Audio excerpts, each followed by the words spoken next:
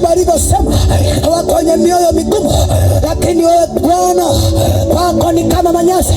Wako wenye mioyo migumu kama chuma, lakini kwako wewe Bwana ni kama manyasi. Wako wenye mioyo migumu kama shaba, lakini kwako wewe ni kama mtu ulioza. Aratoba shana anano kadaba ariantorebo shaba. Anakuomba tu Baba, shuka uje ujidhihirishe. Tuliokuleta mahali hapa, tuliokuleta hapa, uje ujidhihirishe. Tunasimama kama Elia anasema, ijulikane leo ya kwamba ni wewe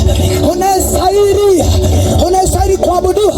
Na yasema ijulikane ya kwamba wewe ni Mungu wa kweli, na sisi tumekuja hapa kukuhubiri wewe. Ijulikane leo ya kwamba wewe ni Mungu wa kweli. Onana mashato riatoba kanada anano rebo saba, kwa jina la Yesu ijulikane leo, na ule moyo mkubwa ukauokoe leo. Ule moyo ambao unateseka sana ushuka kwa ajili ya kuokoa. Inaomba tu shuka kwa ajili ya kuhudumia, kwa jina la Yesu, kwa jina la Yesu, kwa jina la Yesu, kwa jina la Yesu.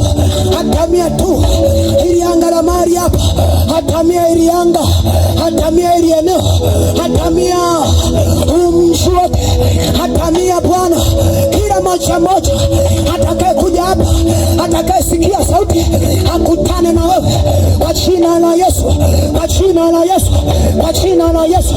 Kila moja mwenye nia yoyote akutane na wewe. Anano bashakada anana rabusa riakano bakana, kwa jina la Yesu kusalia. Wakati watu wa kusifu na kuabudu nasogea, kwa jina la Yesu naomba uje tu peke yako kuwatamia mkutano.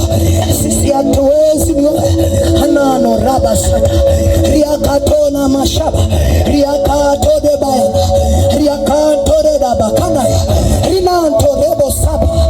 Shuka peke yako, suruka mwikemo Yesu, pakupoka Yesu mioyo y'abantu, pakupoka Yesu abantu abawalibumbira uwe mungamu yako tukusoma marafiare kandi tukutendaga hapo yo usuruke, kwa sababu umeshuka Jehova, kwa jina la Yesu.